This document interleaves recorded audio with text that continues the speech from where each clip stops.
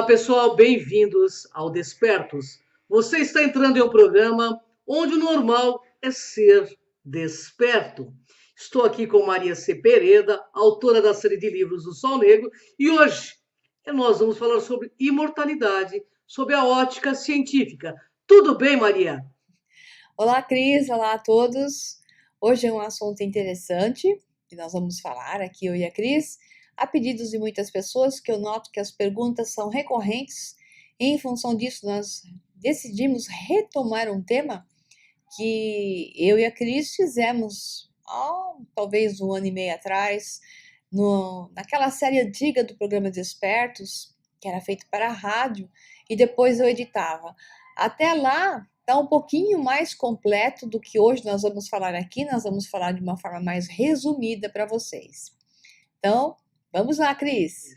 Maria, a partir de novos estudos, experiências científicas, está sendo embasada a teoria criada por alguns grupos de pesquisadores altamente capacitados, dentre eles, alguns sendo referências na área de biologia e da física, que diz sermos imortais. Fale-nos a este respeito. Pois é, Cris, nós temos hoje uma coisa maravilhosa, que é uma nova ciência que está surgindo, com muitas resistências, como nós estamos vendo claramente dentro do campo da física, do campo da biologia, em vários níveis, em vários, digamos, em várias áreas da medicina. A neurociência vem liderando isso com muita persistência, digamos assim. Geneticistas, especialistas em biologia celular e molecular. Bom, de todas as áreas nós vamos encontrar, até ligados a especialistas em engenharia da computação, porque agora entra no circuito a ideia da consciência. Então, dentro da ciência unificada, a física unificada, liderada por vários cientistas, e um deles eu mencionei direto, né? Porque eu apresentei um trabalho que era do Resonance Project, do Resonance Academy, que é do Nassim Haramein e outros, mas é liderado pelo Nassim Haramein. Esse trabalho que eu apresentei na sinergia quântica, que era uma visão onde a física unifica várias outras áreas e traz a consciência de volta ao circuito. Então, existem outros físicos quânticos, e não só quânticos, físicos teóricos, envolvidos nisso também. Então, vamos lá. A teoria quântica mostra que após a morte, a consciência pode ir para outro universo. Porque quando nós falamos de vida, o que é vida? Vida é quando a consciência habita um organismo biológico, né? Então, o organismo biológico está vivo porque ele tem uma consciência que o coordena.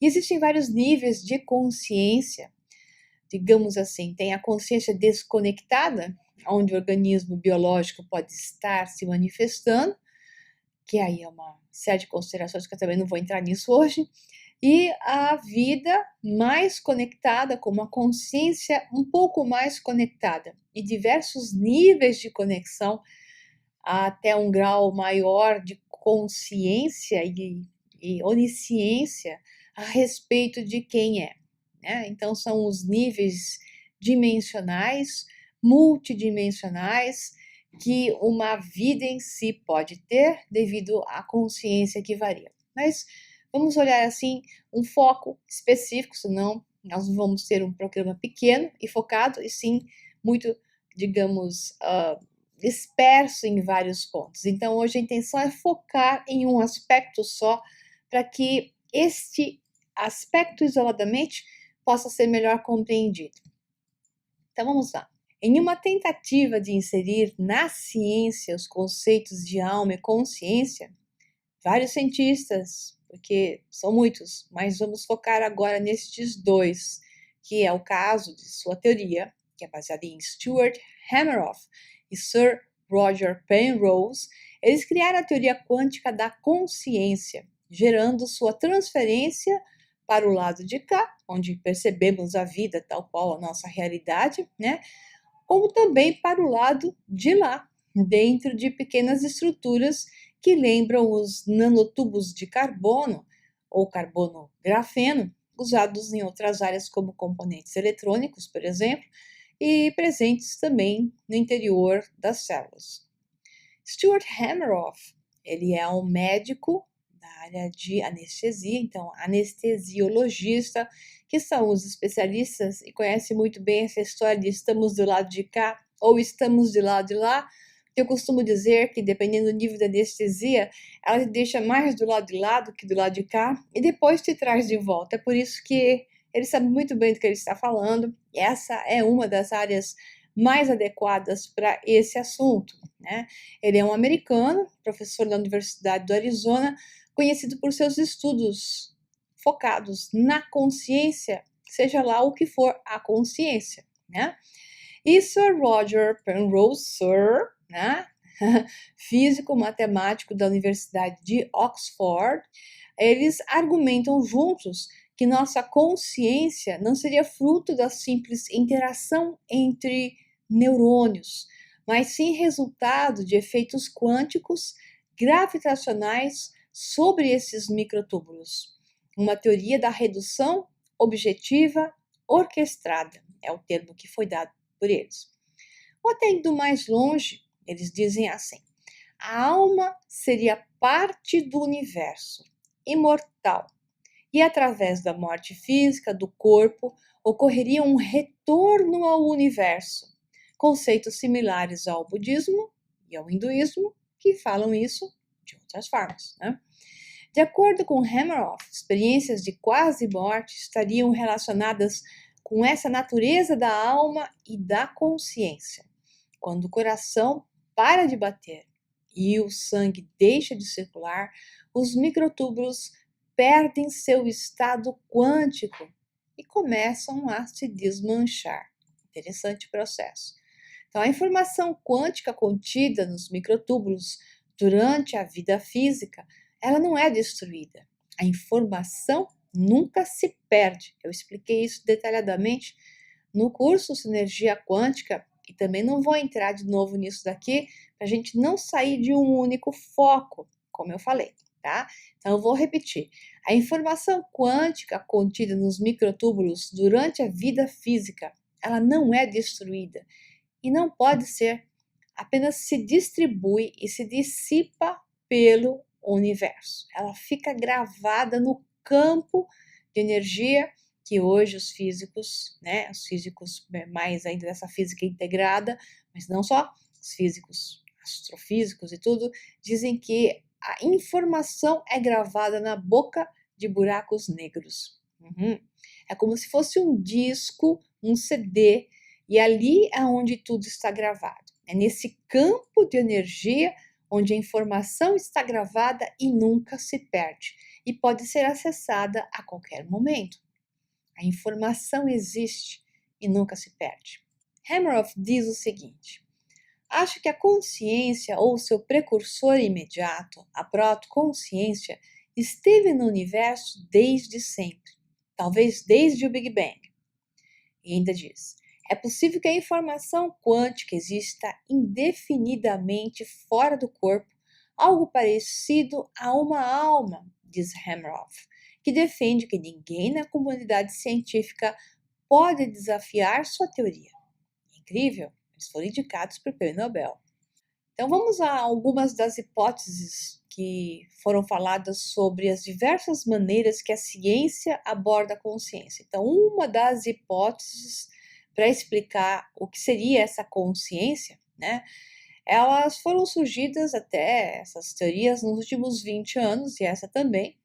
E essa teoria em si, ela foi criada pelo matemático Roger Penrose. Segundo ele, a consciência seria o resultado de fenômenos quânticos acontecendo ao nível dos neurônios. Ou seja, ele está se atendo a um pedaço. Ou seja, a consciência entrando na fisicalidade. Então, essa consciência que já permeia a fisicalidade, ela estaria permeando e criando fenômenos quânticos nos neurônios, né? Interessante. Isso é possível através dos microtúbulos, que ocorre uma vibração em frequência de megahertz nessas estruturas que acabam gerando padrões de interferência ou até batimentos em frequências menores, batimentos que podem ser analisados e foram comprovados por eletroencefalogramas. Então, existe uma série de provas da teoria baseada em uma série de estudos e testes que foram feitos e reproduzidos. Isso é ciência. Então, os brilhantes cientistas Hameroff e Penrose afirmam que, depois de 20 anos de críticas céticas, imagino o que eles sofreram, a evidência agora apoia a teoria, porque eles descobriram e mapearam e mostraram que realmente existem estruturas de microtubos de carbono, grafeno, né, que são chamadas de ORC, O-R-C-H-O-R, O maiúsculo, R maiúsculo, que foi o nome que foi dado a elas. Então, eles publicaram isso cientificamente, mostraram que de fato existem e que enquanto a vida ela está presente e que quando ocorre a morte especificamente, elas iniciam um processo de degeneração. E que se elas não se degeneram, mesmo dando o caso de morte, como aconteceu com várias pessoas, um caso muito famoso que acabou a pessoa ficando 4 horas dada como morta, mas eles a refrigeraram, retiraram os líquidos do corpo, retiraram todo o seu sangue e depois que, digamos, contornaram o problema que ela tinha, eles voltaram a colocar a circulação sanguínea, reidrataram e trouxeram a temperatura normal. Como os microtúbulos não foram perdidos, porque eles fizeram todo esse procedimento, a pessoa voltou à vida 4 horas depois. Então, isso foi uma prova estupenda da estrutura que já havia nos testes animais e em humanos foi comprovado, não só isso, mas através de vários casos de experiência de pós-morte que eles estão há 20 anos trabalhando nisso. Mas o mais importante foi ter realmente gerado as imagens da estrutura dos microtúbulos. E isso comprova como um todo que enquanto eles estão íntegros, é possível retornar, enquanto degenerados, não é mais possível retornar. Então, de fato, a consciência retorna ao corpo através dessas estruturas de microtúbulos, que seriam, na verdade, a fisicalidade de um buraco branco e um buraco negro, ou seja, são buracos de minhocas que são formados através desse sistema que são os microtúbulos. São como portais, coisa interessantíssima por sinal, né? Então, eles diziam o seguinte: se o paciente é trazido da beira da morte, essa informação volta aos microtúbulos, enquanto eles não se degeneraram. Se o paciente morre, é possível que a informação quântica possa existir fora do corpo, talvez de modo indefinido, como uma alma. Mas existe a questão, tal qual o filme Avatar, que se você tiver um corpo com a mesma informação, digamos, blueprint, como se fala em inglês, né? Com a mesma informação genética, com a mesma ressonância daquela alma personificação, possa ser trazida de volta até para um outro corpo. Tem até um filme que mostra isso, né?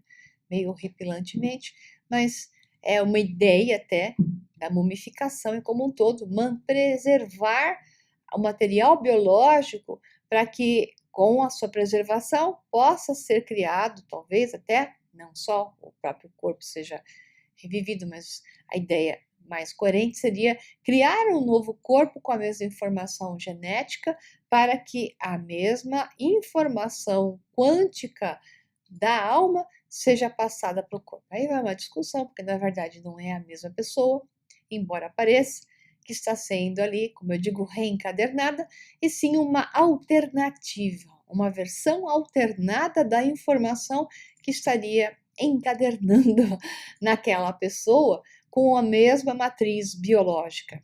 Você nunca tem a mesma. Você tem uma versão alternada, porque é a informação que você traz de volta. É uma longa discussão. Eu já expliquei um pouquinho disso em alguns outros programas. Vamos lá. Existe um livro que eu já falei também de um outro programa, na época que nós fazíamos Despertos, programa de rádio, que eu chamei até o programa de biocentrismo, como a vida e a consciência são as chaves para a compreensão da natureza e do universo. Então, existe o livro Biocentrismo, que é do Robert Lanza, a teoria foi criada por ele, né? E que movimentou também a internet ao juntar o trabalho do Roger Penrose e o Hameroff com o conceito do Dr. Robert Lanza, que não é pouca coisa, sobre o biocentrismo. Então, o autor dessa publicação, que é o cientista renomadíssimo e ninguém se mete com ele devido ao seu calibre, né? Dr. Robert Lanza, que foi votado pelo New York Times como o terceiro cientista mais importante ainda vivo, né? E ele não tem dúvida de que seja possível a vida após a morte, né? Além do tempo e do espaço, como ele mesmo fala. Lanza é um especialista em medicina regenerativa e diretor científico da Companhia de Tecnologia Avançada da Célula. Ele trabalhou com células-tronco, ele é uma coisa incrível, entende muito sobre o que é estar vivo, o que é estar morto e o que pode ser trazido à vida e o que não, né? A vida e não. Ele é conhecido, então, por essa extensa pesquisa com células-troncos e por vários experimentos de sucesso, veja bem, na clonagem de espécies de animais em extinção. Mas há pouco tempo, novos brilhantes cientistas se envolveram nesse tema, se juntaram a ele, que é o que deu força, né? E a maioria de áreas como física teórica, a mecânica quântica e a astrofísica. Então, essa mistura fantástica e até explosiva deu nascimento a essa teoria que toma força, chamada de biocentrismo, que ensina que a vida e a consciência são fundamentais para o universo. E é a consciência que cria o universo material e não o contrário. Portanto, a vida não surgiu da matéria. E é o contrário. Como já diz a física unificada, a consciência cria o espaço. O espaço define a matéria.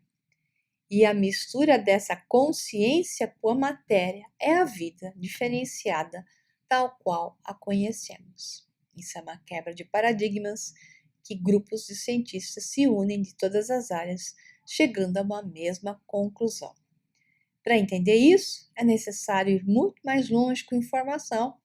Parte dela eu dei como foco da física nesse curso Sinergia Quântica no domingo, né? E um pouquinho do biocentrismo e um pouquinho do trabalho de Stuart Hameroff, Roger Penrose já ajudam, entre outros tantos cientistas hoje que estão empurrando isso com força. Então tá, vamos lá, Cris, agora é com você.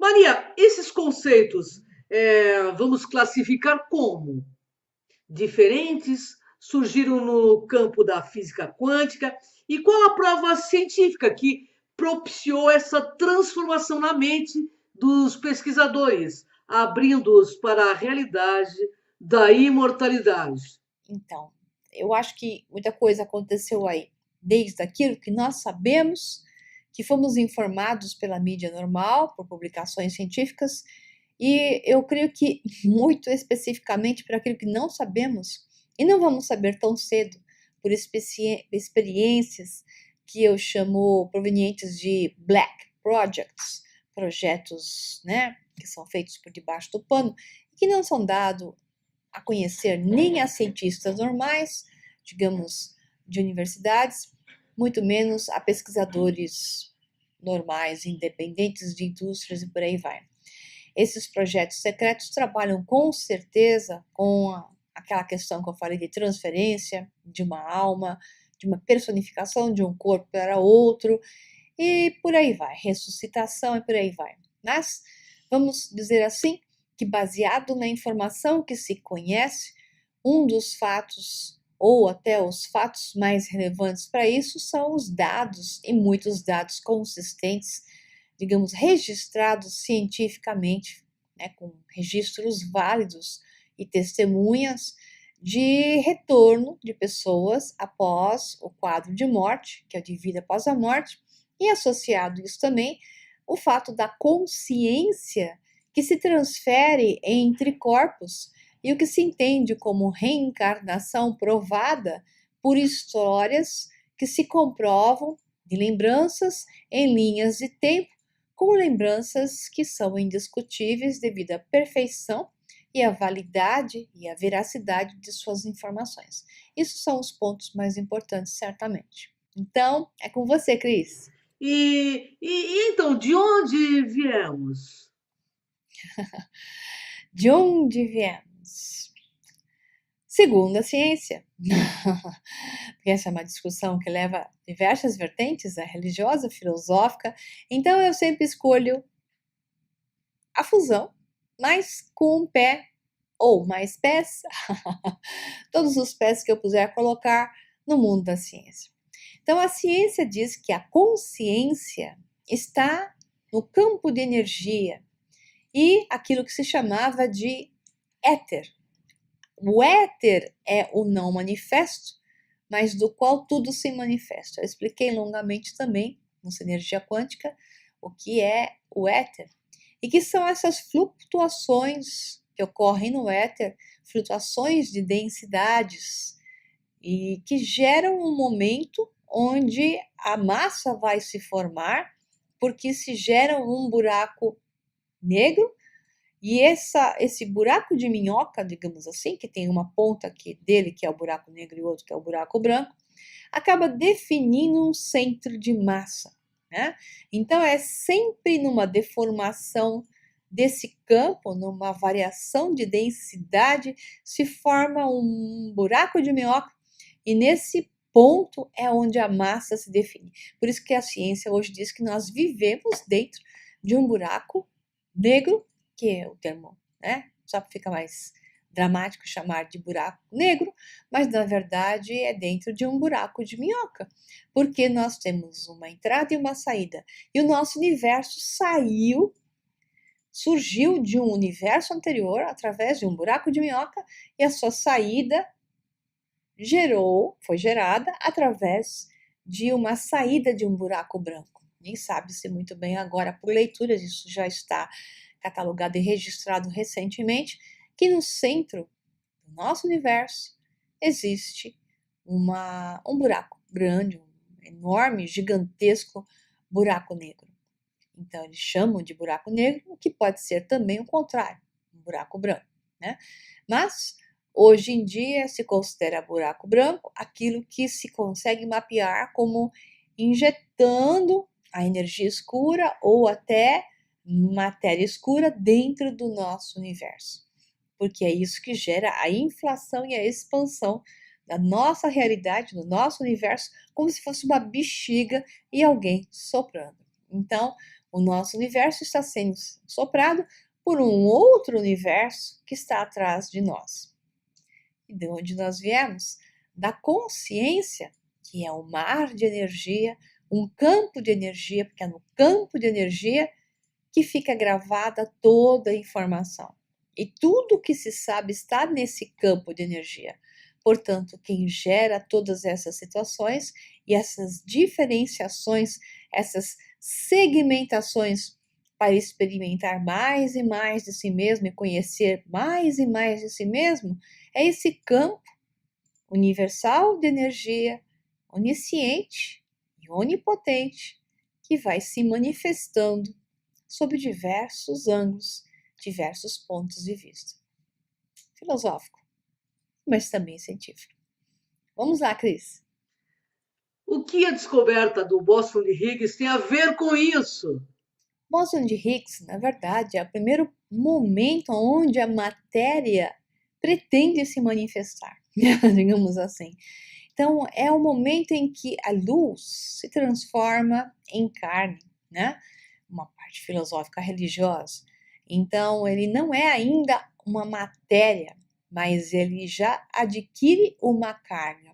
Não, é um estágio intermediário. Ele é tão instável que é muito difícil pegá-lo. Então, é o primeiro momento onde a flutuação daquele monte de partículas minúsculas, que não são partículas ainda, na verdade, são sistemas de flutuação redondinhos chamados de Planckzinhos, Plancks, são estruturas e constantes de Plancks, medidas de Plancks, que estão flutuando e girando, fazendo seu spin, que se juntam em um determinado momento e geram uma variação nessa densidade e surge, aparentemente, pelo que se conhece hoje, a primeira coisa que surge nesse campo é exatamente a partícula de Higgs.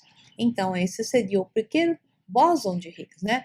Esse seria o primeiro momento onde a matéria inicia o seu processo, sua jornada de adquirir carga, para depois ir adquirindo massa e ir se diferenciando como matéria da forma que a conhecemos.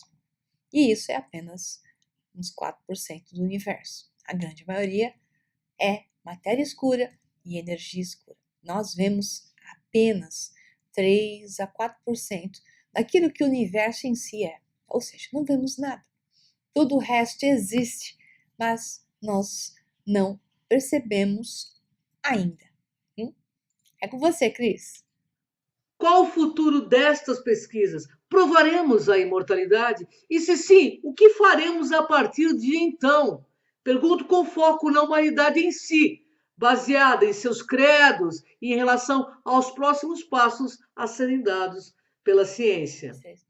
Belíssima pergunta, Cris.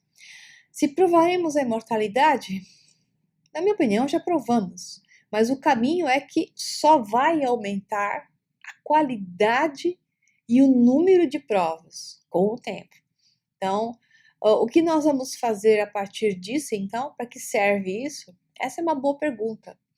Vai depender muito da qualidade do ser humano. Onde vai estar a ética, né? A vibração menos egóica, a vontade de manipular e dominar o outro, né? Porque o homem já está, com certeza, se não está perfeitamente, mas está próximo às condições de reviver seres geneticamente que já estiveram na Terra e trazer de volta a informação desse ser. Então, aqueles que hoje estão em Black Projects, esses projetos, né, que estão escondidos e, digamos, sendo realizados por órgãos governamentais de países poderosos e grupos específicos que trabalham para isso, tenho certeza que estão buscando trazer certos seres que os servirão melhor, com padrões de dominação e poder. Então, enquanto o homem estiver nesse nível de consciência de matéria, predador, dominador, sem a consciência de o que é o outro, sem querer compartilhar com o outro bem maior e sim ter para si mesmo, esse tipo de tecnologia se torna mais perigoso do que positivo. Que positivo é ao ponto em que nós sabemos claramente que somos imortais e que apenas vamos ter vivências diferentes em corpos mais densos ou menos densos, vamos ter vivências em outros reinos, outras dimensões, outras densidades, na Terra e fora da Terra, e isso é fantástico para acabar com o medo e nos trazer de volta a certeza de que somos seres divinos, poderosíssimos e que nada pode nos derrubar porque somos imortais. Mas, enquanto isso estiver na mão daqueles que querem dominar o mundo, certamente ele não será usado para o bem. Então, espero que, na verdade, essa tecnologia leve mais tempo para ser consolidada, para que o homem, o ser humano aqui da Terra, tenha mais tempo também para depurar-se, lapidar-se e ser algo melhor, com uma consciência mais expandida, mais ligada com o todo, projetando-se no foco de uma era de ouro, de uma era de harmonia, amor e bem maior. Quem sabe, né? Essas coisas possam acontecer. Um abração para vocês, pessoal. Fiquem bem e eu deixo a Cris aqui com uma mensagem para vocês. Tchau, tchau e até o próximo Despertos. Tchau, tchau. Gratidão, pessoal. Até o próximo Desperto. Gratidão, Maria Pereira. Honra enorme estar contigo sempre. E gratidão a todos vocês que acompanham o nosso trabalho. Inscrevam-se nas nossas páginas Cron TV no YouTube e no Sol Negro 11, canal da Maria Cepereda. Pessoal, para encerrar esse programa, eu quero deixar uma frase para vocês refletirem. Ao amar a vida, desvendamos a serventia, né, do corpo para além de guardar a nossa alma imortal. Porque no amor, no autoconhecimento, na sabedoria, o corpo delata a presença da alma, que veio para morar na superfície da nossa pele. Gratidão, pessoal. Até o próximo Desperta.